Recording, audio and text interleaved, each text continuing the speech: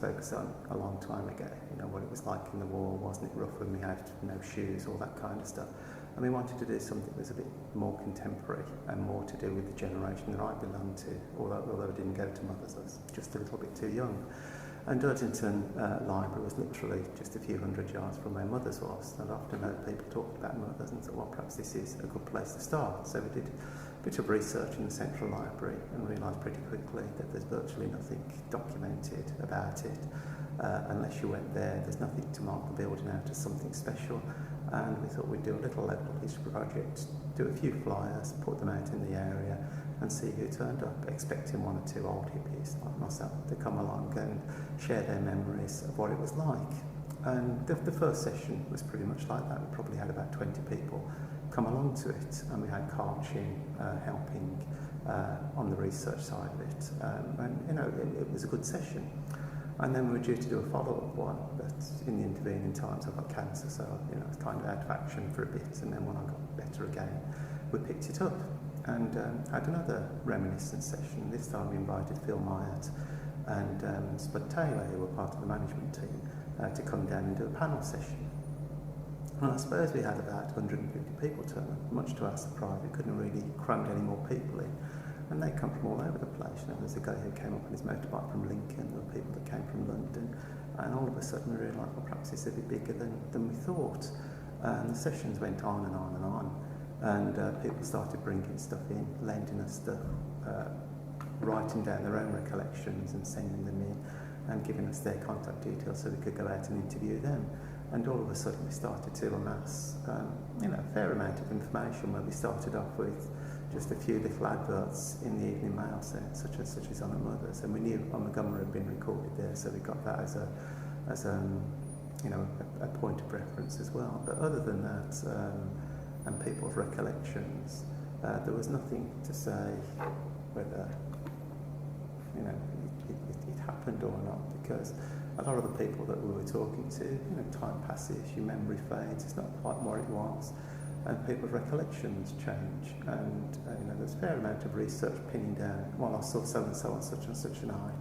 Well, you know, you might have saw them, but it might not have been that night, because tying together the adverts in the paper, other people's recollections of the event, lists of dates we got from Spud and Phil of what went on there, and the flyers that Mothers used to produce themselves of the bands and what dates they were supposed to be on, it kind of pin them all together. I think the record that we were able to create of who played there when is probably as accurate as it's likely to get now. But that's where it started, and all of a sudden it kind of took on a life of its own. And for, well, years later, people, I don't think this sounds ridiculous, but hardly 2 or 3 months go by without somebody phoning me up and saying, oh, you're the one who did that Mothers book, aren't you?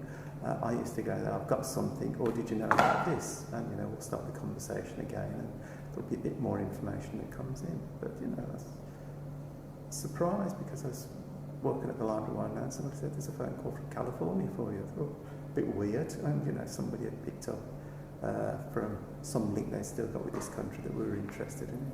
And somebody else from Malta. It was from all over the place, which was, you know, a real surprise. And the nice thing about it, well, you know, for me, the nice thing about it, as well as finding out about Mothers, was just the people that came along. You know, they were really enthusiastic, really generous with their time and the information that they got, and they just seemed to be lovely people. And I thought, well, you know, it's a shame that once we've done our bits and got all the materials together and do a little exhibition and give them the credit that's due to them from the book, because all the stuff in the book really is recollections that people have been kind enough to share with us. But we thought we'd try to organise a reunion to get some of the bands that used to play at Mothers there, and have a big event to launch the book, and with some of the people that were involved in the project from the public side rather than the library side, people who were just really enthusiastic.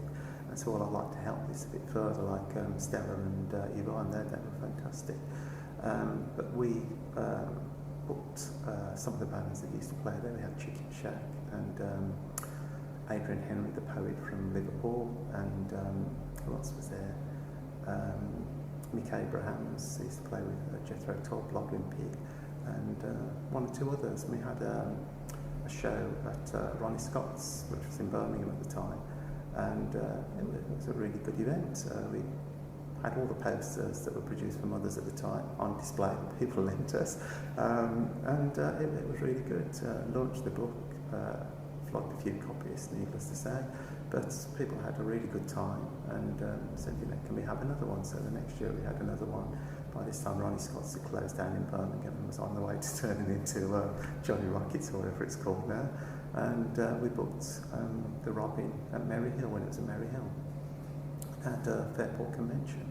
And that was a really good night as well. And but life moves on, so other bits of your life take over then, because you could quite easily have got wrapped up in this and done it forevermore. That's brilliant. Yeah, absolutely brilliant. That's exactly what I'm looking for. I'm just going to move this slightly closer.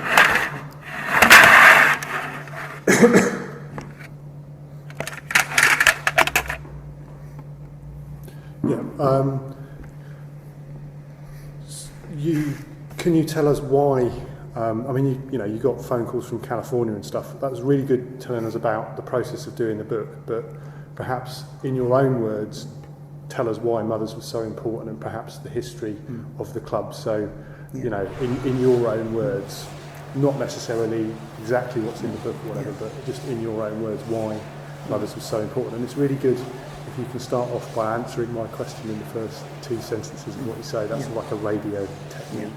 So you say, the reason Mothers was on Erdington High Street, Birmingham, and the reason it was so important is because. Okay.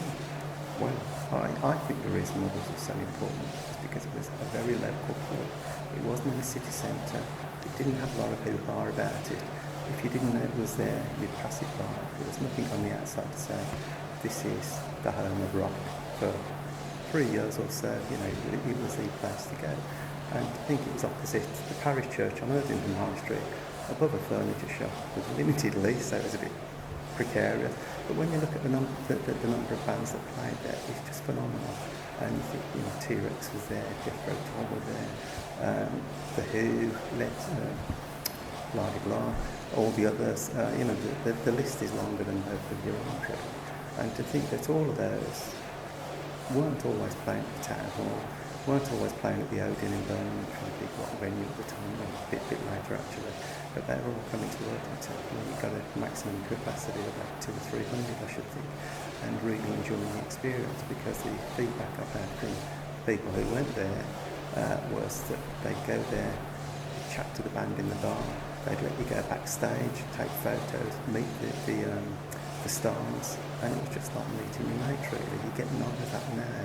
There's such a divorce between the fans and the big band, because you're so far away from them. The best you can guess is seeing them on a big screen, but there, you got their sweat on you when they were falling, or spit, all that kind of stuff.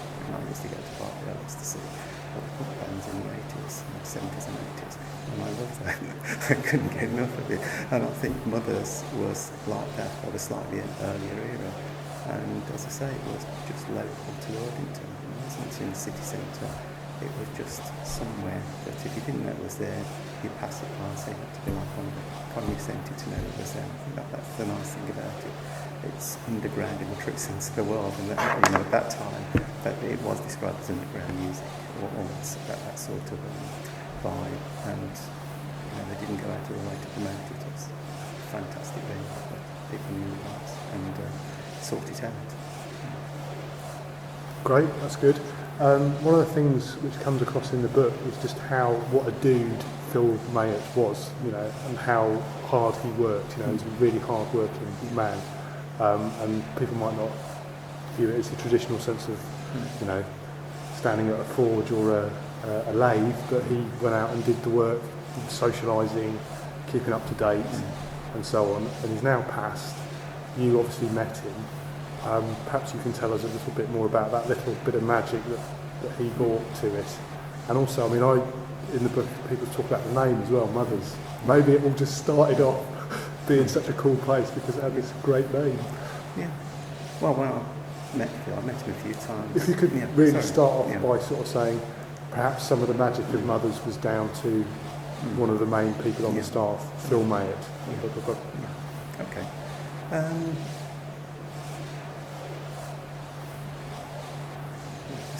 I've put you off now, haven't I? It's difficult, yeah. I mean, I suppose Phil did have a spark of magic.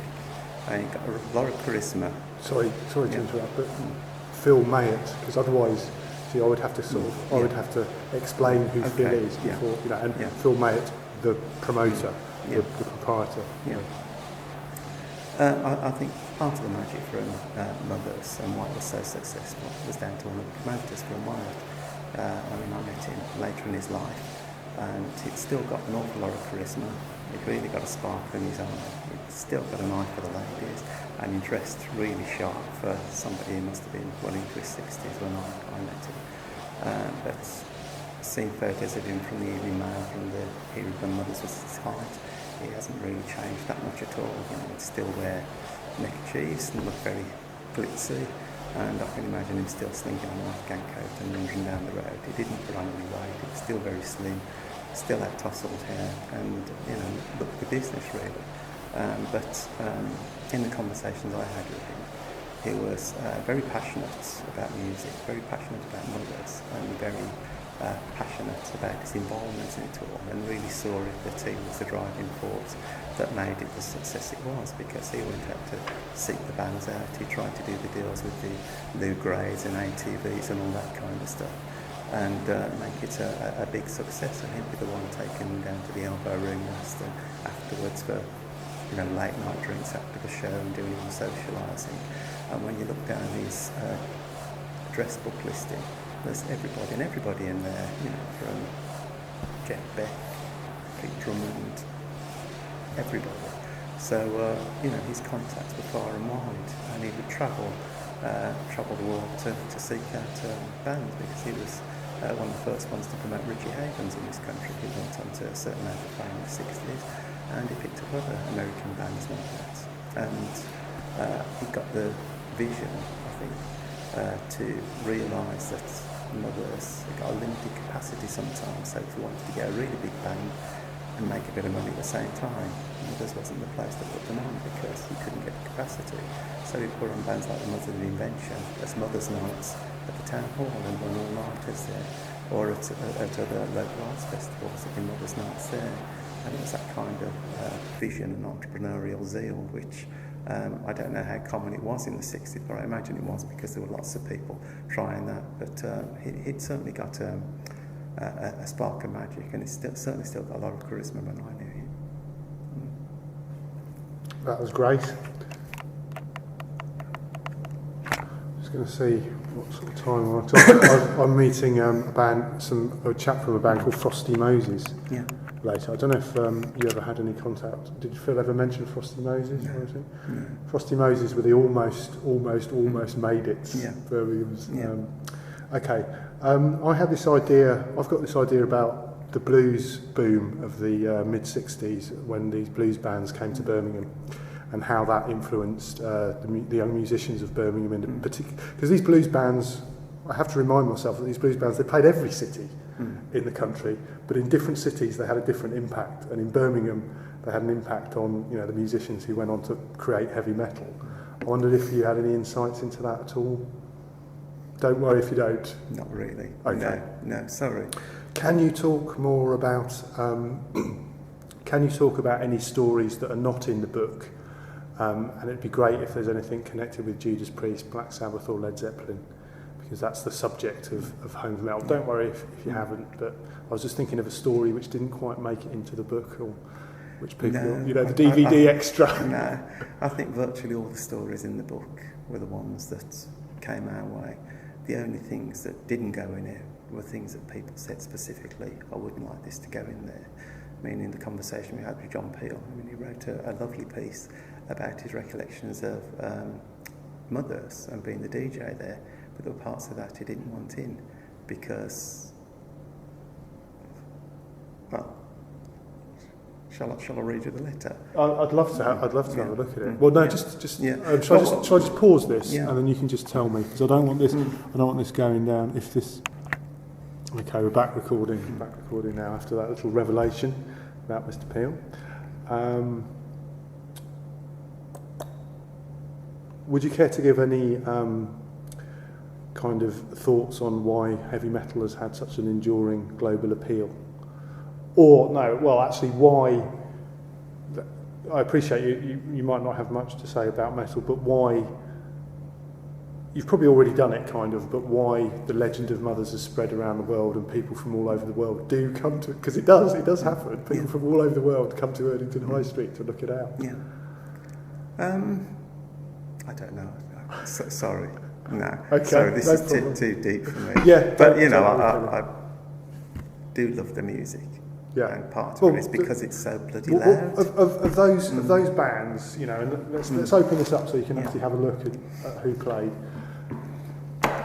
Give me, who's your favourite of that lot?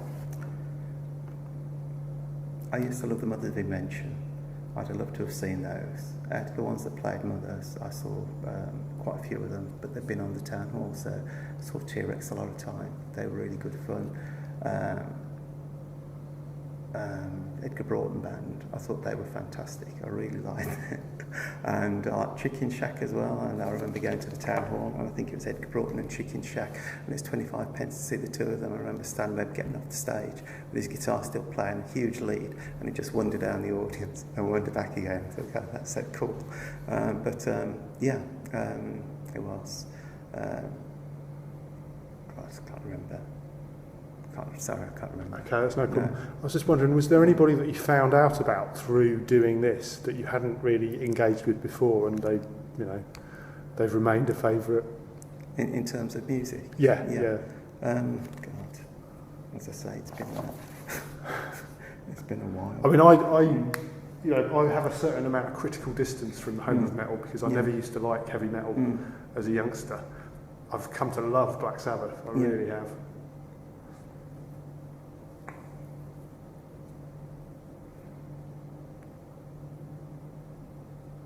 I liked these at the time, so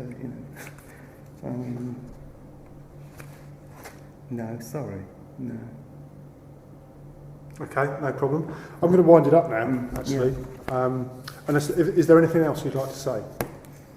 You mentioned earlier about things that are still out there to be discovered about Mothers and about the music scene.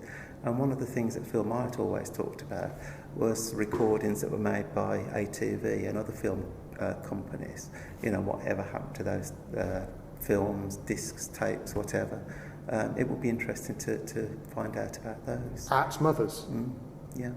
Do you have any details of those? Because I will find out. No, but it's something that Phil referred to on numerous occasions. Okay, let's get that. Yeah, this is very exciting.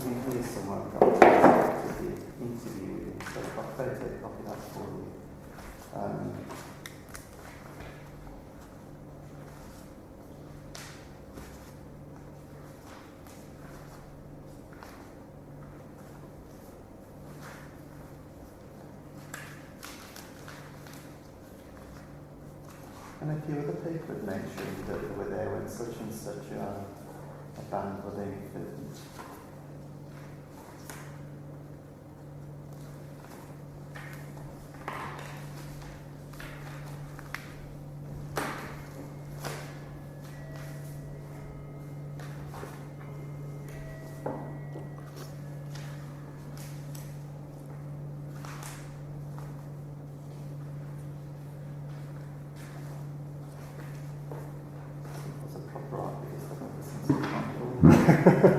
I'm not saying anything.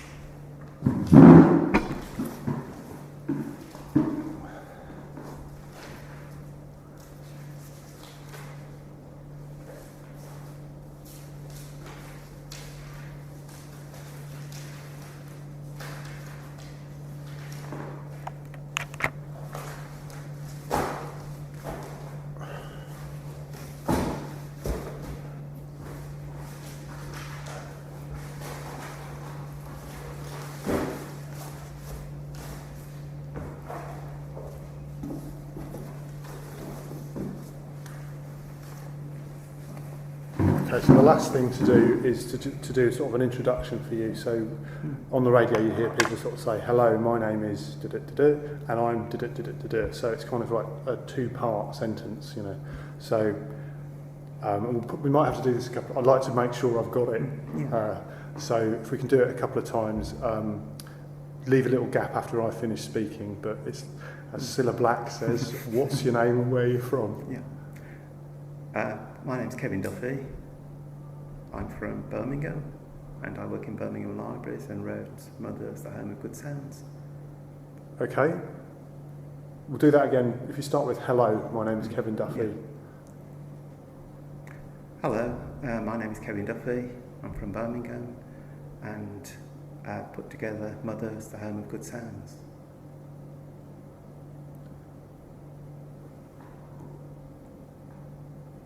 I think the battery's low.